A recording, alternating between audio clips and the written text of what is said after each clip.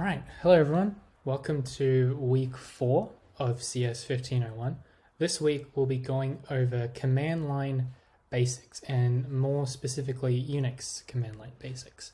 So I know that you guys probably used a little bit of the command line in the previous weeks, specifically for Git.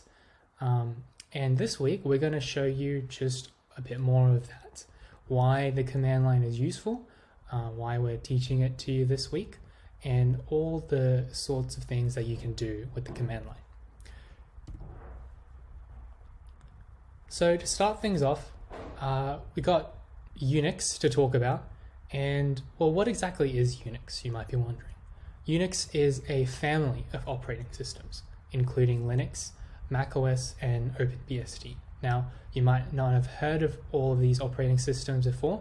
You probably have heard of macOS, maybe Linux, probably not OpenBSD, but there are operating systems based on this sort of first kind of primitive operating system called Unix that came out way back in like the late 70s. But why do we care?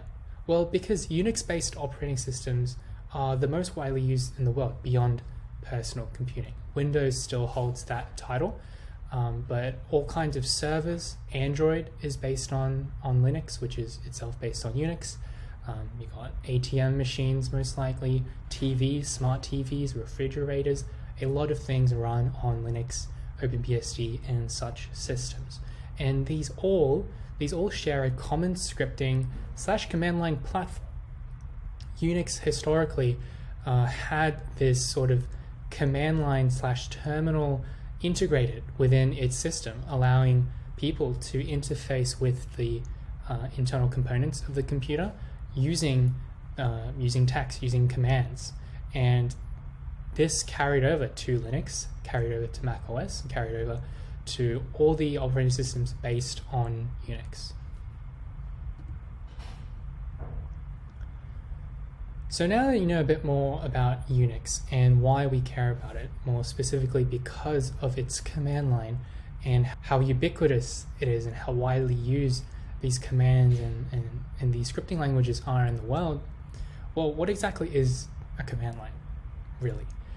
Just in basic terms, it's an application that allows the user to interface with the computer through textual commands rather than a GUI. So, especially using a web browser, you might be used to clicking on the back button to go back. You might be used to clicking on the URL field at the top to go to a specific website, right? But that kind of interface is called a GUI, a graphical user interface. A command line is you could call it a TUI, a textual user interface.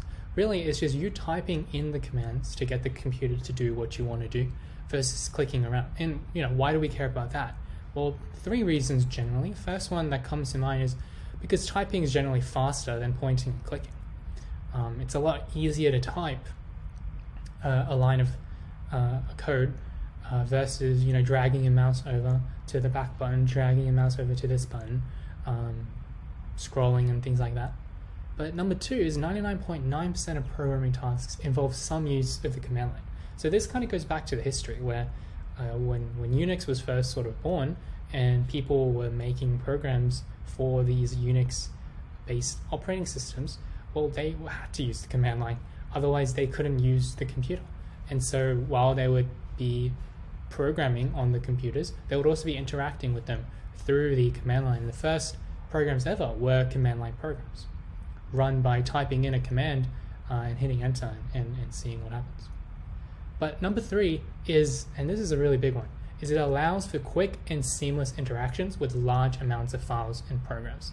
So you might have noticed that, let's say you're in Google Drive, and if you have just like 1 or 2 documents that you have to copy into a separate into a duplicate copy, it doesn't take long at all. You just click once, you click twice, right click, duplicate, make a copy, and it works. But imagine if you had hundreds, thousands, tens of thousands of documents that you had to copy.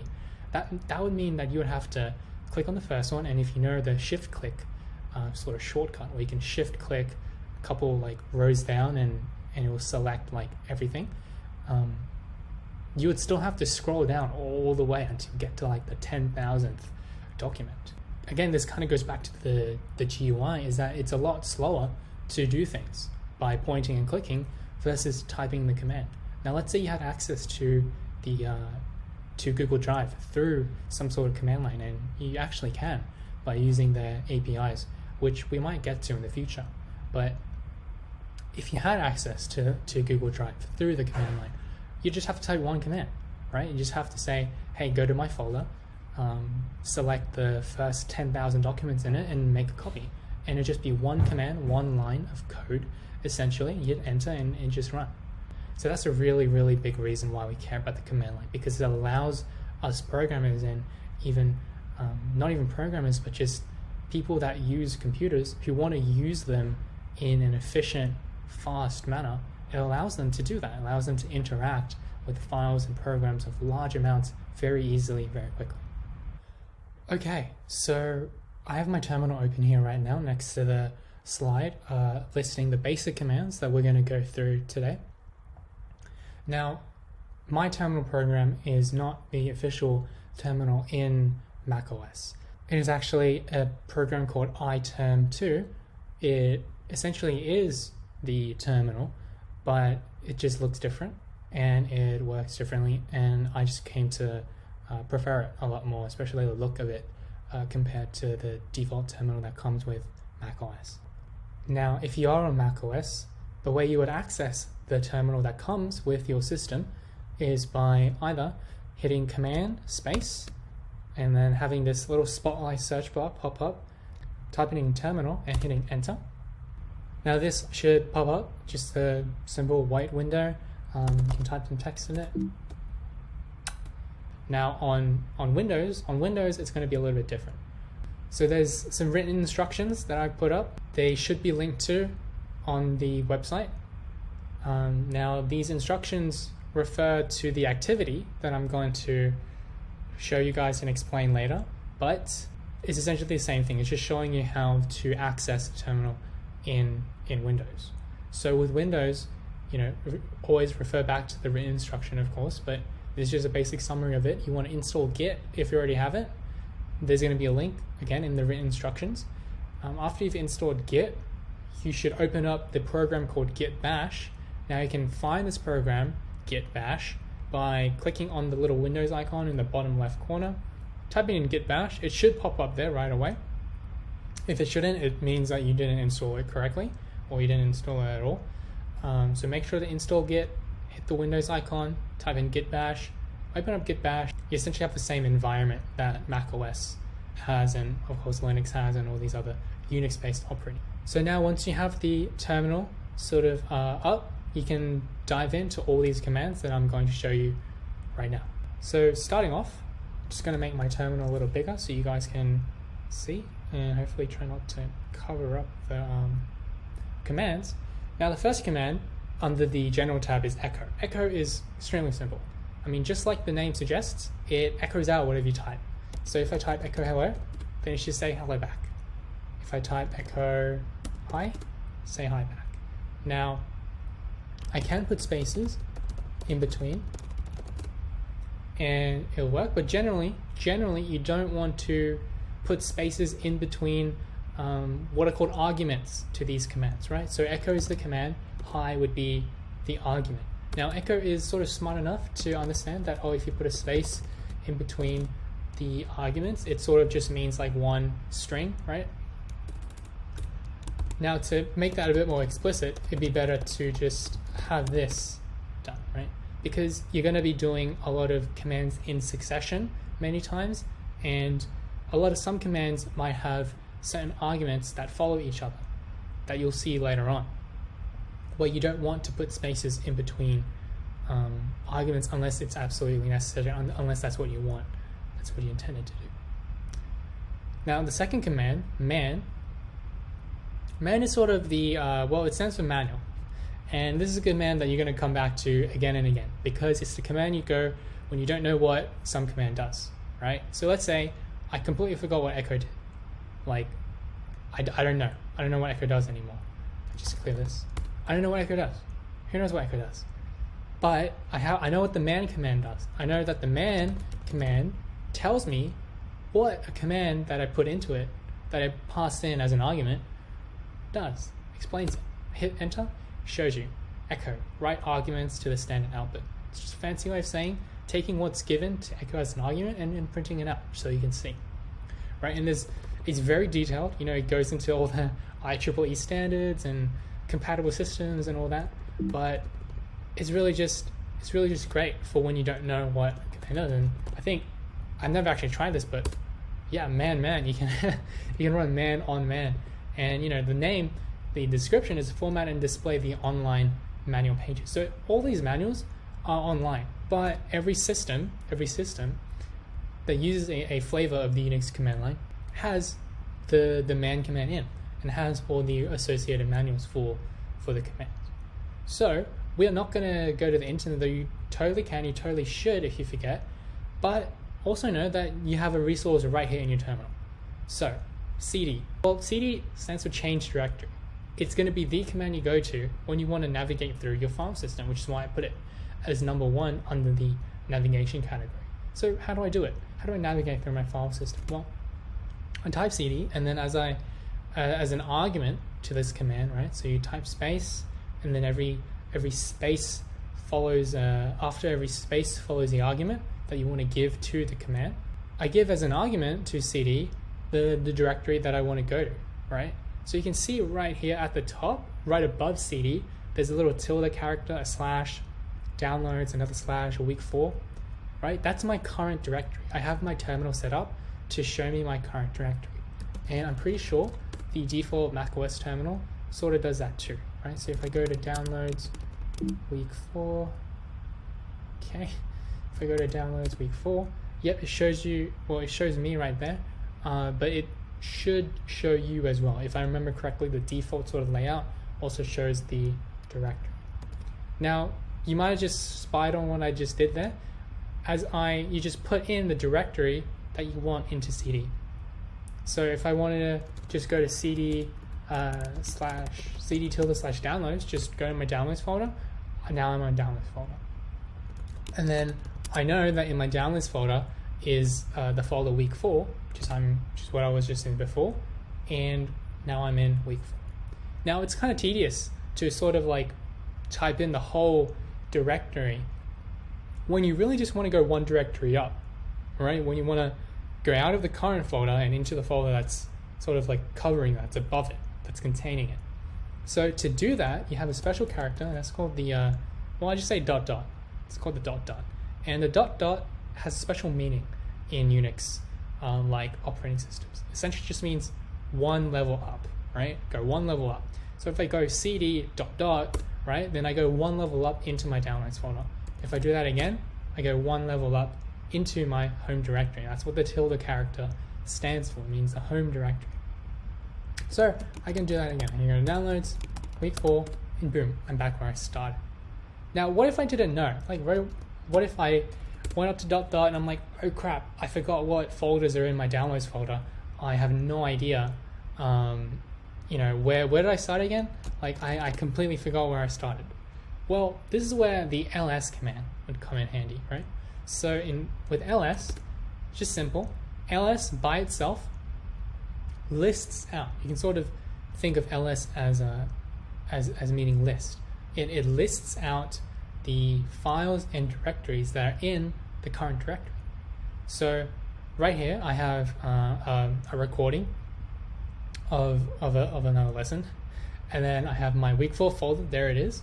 It's in the sort of bolded blue color because it's a directory, right? My terminal is saying it is a directory, so it's making it stand out among the other folders. And then it also has a file, homework 2, just some homework that I should probably get to soon. But yeah, that's what ls does. Now, this is sort of great, but it's not exactly as useful as it could be. And I say that because I know that as an argument to ls, you can type in la. And this is something that you'll do very often. You type ls dash la, right? Dash la is the argument to ls. And see, I have the sort of same stuff, right? I have the same stuff. I have the Lean recording, the homework, week 4 folder, but it lists so much more. it says over here, these are sort of the permissions. These are sort of the kind of owners of the directory or the file, right? And then this is the file size, the date that I think was last modified, pretty sure it's last modified date. But you can see it's also in this sort of column layout, which I find much easier to read than this sort of straight out, this sort of a straight out listing. So why is it LA? Like how are you supposed to remember that? Well, going back to the man command, to man ls, and then we see list directory contents. If we scroll down, you can see that the following options are available. So I know I mentioned it as an argument. It's also called an option. Options are generally always have a dash in front of them. Now they don't have to, but it's the sort of standard that has been kept ever since like the first Unix like operating systems. So all these dashes, dash A, dash capital B, dash lowercase b, they all have different sort of effects on what the ls command does, right? So if I go down here, and what was the first character, right? It was an L, lowercase letter L, list in long format, right? So that's the format that I was talking about, where it outputs a lot of that information in that column sort of layout. And then what was the next letter? Well, the next letter was A, right? So you might have thought that LA meant like one thing, that was the argument, la. But it's really two arguments sort of mushed together. And this is what you're going to find in a lot of commands. They're going to allow you to do dash and then sort of like multiple arguments mushed together into a series of letters, and each letter is going to mean one thing.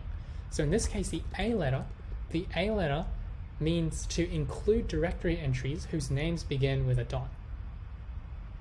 So if I go back and I do ls/la again, you see that I have some extra files there that I don't get if I just do ls.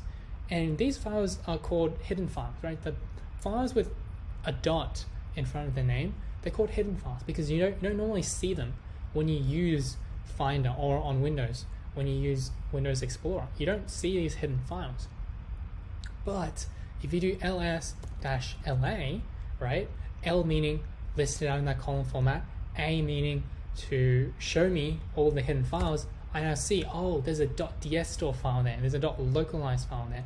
Now I myself don't really know what they do, but I do know that they're just operating system stuff, right? So Mac OS is putting these files in there to keep track of things, make sure everything's like working efficiently, whatnot. And you might have noticed that there's also a dot and a dot sort of thing there as well. Now, remember what I said about the dot?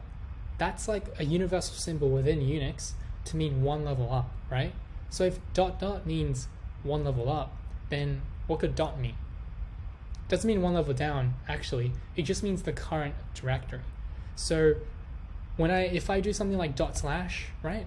The dot is referring to the current directory. And the slash is saying within this current directory, blah, blah, blah, right? So I could do cd week 4, and anytime that you don't have sort of a slash or a dot, or for example a tilde character to reference to the home directory, the command line sort of interprets your directories as relative, right? So if I go cd week 4, it knows that week 4 is there because it's there relative to my current directory, right? Now I could also do cd./ week 4 and it would pop up. Now you might also be wondering, how am I typing week 4 in like 2 keystrokes, right? Because I did like cd week and then boom. It even corrected the sort of miscapitalization I did there. And that's because I'm using tab completion. This is another wonderful thing about the command line, is that it's smarter than you think. If you hit tab and let's say you're typing out a directory and it's really long, but you typed out enough so that the command line would be able to predict what you want to type, right? So let's say, so right now I have week 4 as really my only folder/file with a W as its name.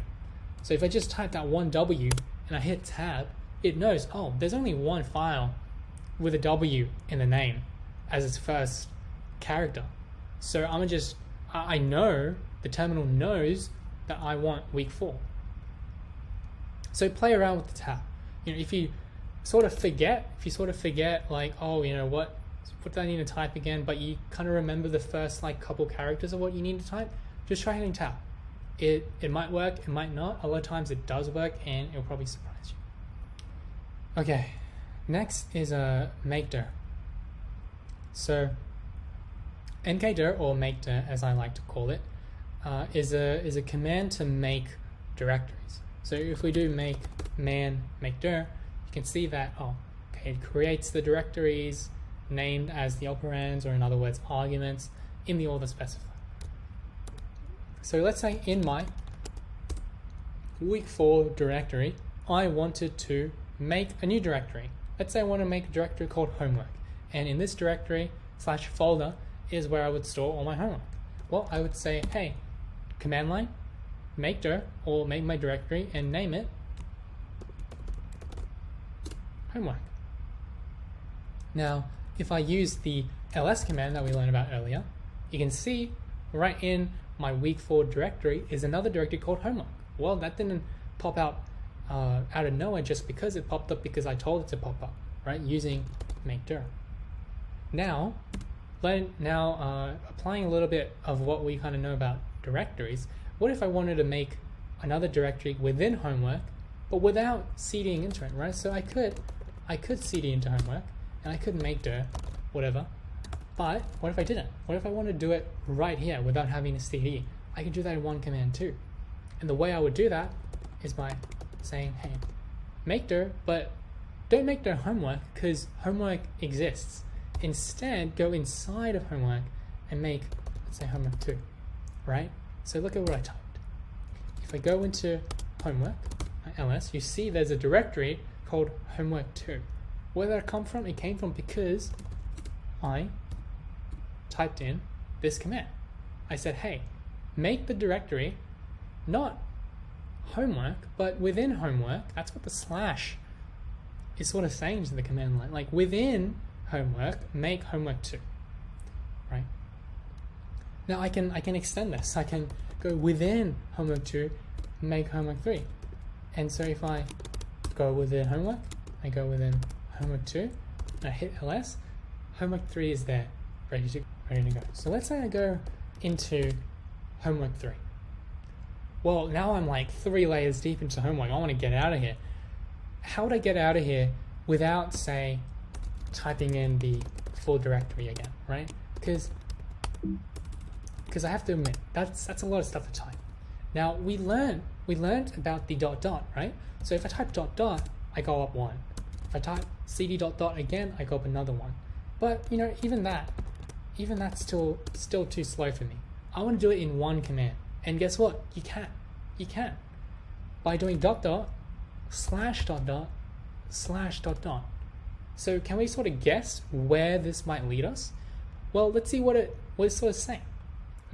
means up one directory, right? So it's going up one directory. But then after that, it's going another layer up, right? Because that's what ... means. It means go one layer up. The slash is sort of like and then, right? And then, or within, right? So within the upper directory that we're now at, go another directory up. And then we have a second slash. And then we have another ...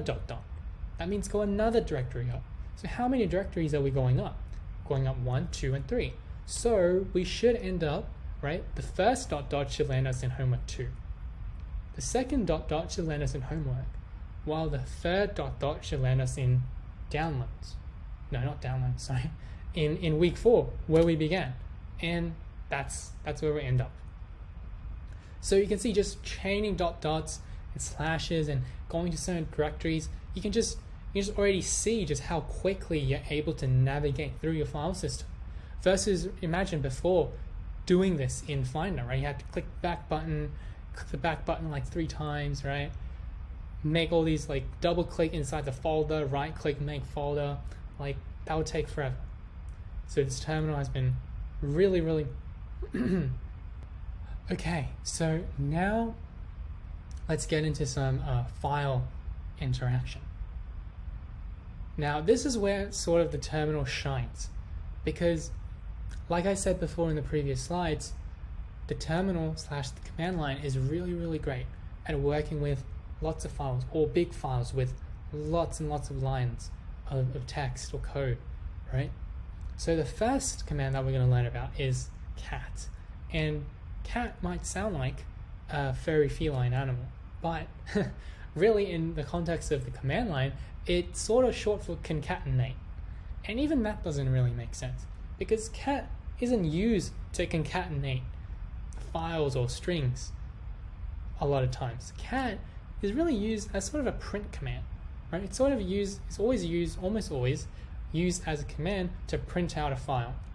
So if I do ls in my directory here, I have one other file other than my homework directory, and that file reads custom record.tsx.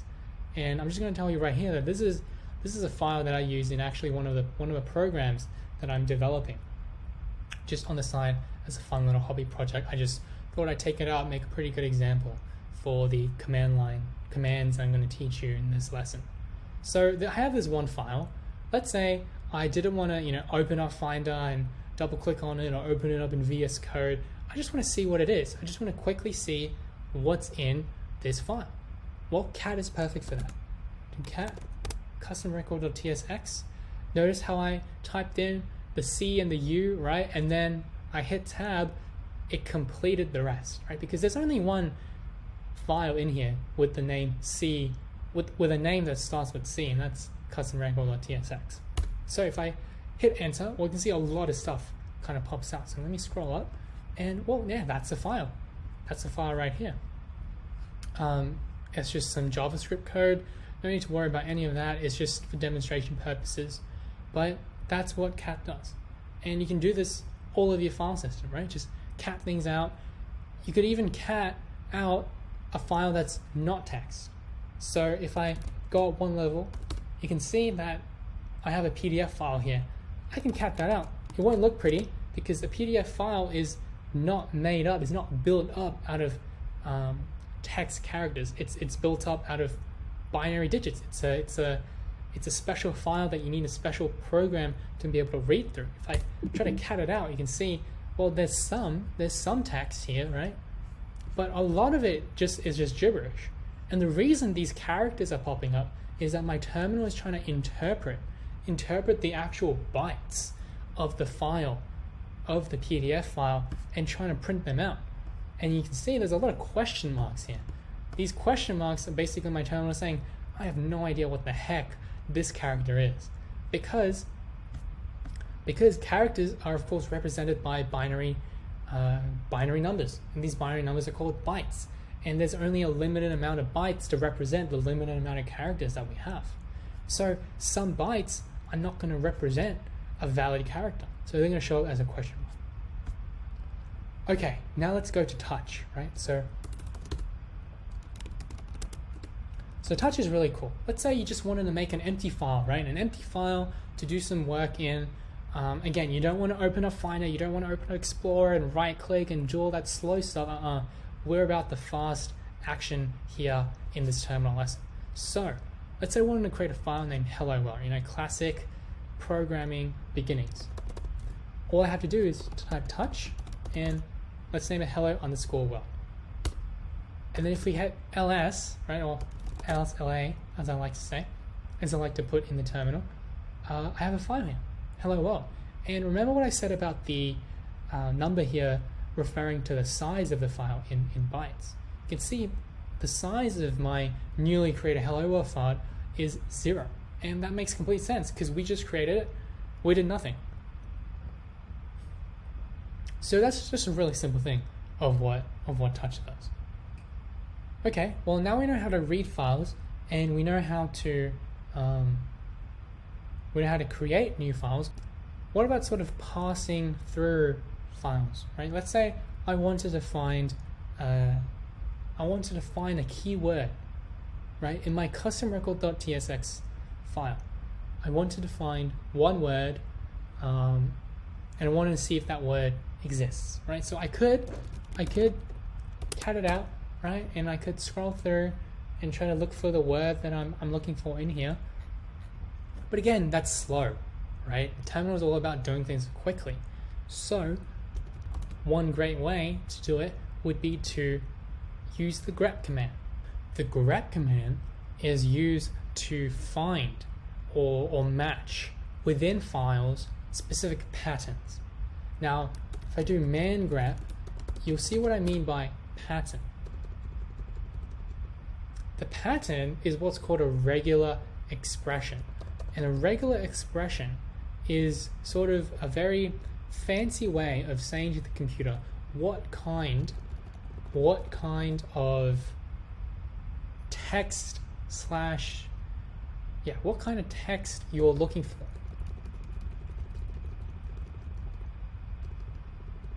So if I go down here to the examples, you can see that it shows you, oh, okay, how can I use this grep command? Now, to find all occurrences of the word Patricia in a file, I would do grep Patricia and then the name of the file. Now, below that, it tells us to find our occurrences of the pattern dot capital P lowercase p at the beginning of a line. It tells us to do grep and then single quotes, and there's a caret, / period, and then capital P lowercase p. What does all that mean? Essentially, it's all these characters have their own special meanings that tell grep what to look for and how. And the below paragraph sort of explains that, right? So the caret, what it does is it matches the null string at the beginning of the line. The / escapes the period, right? So which would otherwise match any character, right? So just by reading this, you can kind of get a sense of, okay, a regular expression is sort of another form of a command where each character tells whatever's sort of reading the regular expression what to look for. So the caret would tell grep, the program or command that's reading in that regular expression, the caret would tell grep, hey, match the null string, right? And then the / period would say, hey, match the period itself. Whereas if they didn't have the / to sort of escape the period, it would say, as the paragraph says, it would match any character. So let's kind of just forget about the regular expressions and just kind of go back to the simple finding all occurrences of the word Patricia. So I already know there's no occurrence of the word Patricia in my custom record.tsx file, but I do know that there's most definitely an occurrence of, say, import, because I know I import stuff in this file. So let's see how many times I use the word import in my custom record.tsx file. And you can see right here the output came, and I used import a total of 5 times. Okay, that's pretty good. How many times did I use the word react? Okay, I used the word react 2 times. Cool. So you can see it's really handy to sort of get a gauge of how many times they use this word, but it's also really handy to just get a gauge of, did I use a word at all, right? So going back to the Patricia example, do I have Patricia in my custom record.tsx file at all? And of course I don't. I don't have any occurrence of the word name Patricia, so grep doesn't output anything for me. Okay, so this is kind of what I'm going to leave you guys with the basic commands. Find and sort and unique, those are some really good commands to look into. I would highly suggest using the man command, doing it on find, doing it on sort, doing it on unique. But just in the interest of time, and because I already went through a lot of commands here, I'm just going to kind of leave you on your own to explore now. Now I know in the slides, I have another slide here that I really wanted to get to, the IO redirection. It's really cool. It's really cool. But unfortunately, again, just by the interest of time, I don't think I'll really have the time to explain this. We already have to get onto the activity. Alright, so make sure to watch that activity video. That's where I'll be going through what you'll be turning in for today. But overall, thank you for watching, thank you for listening in.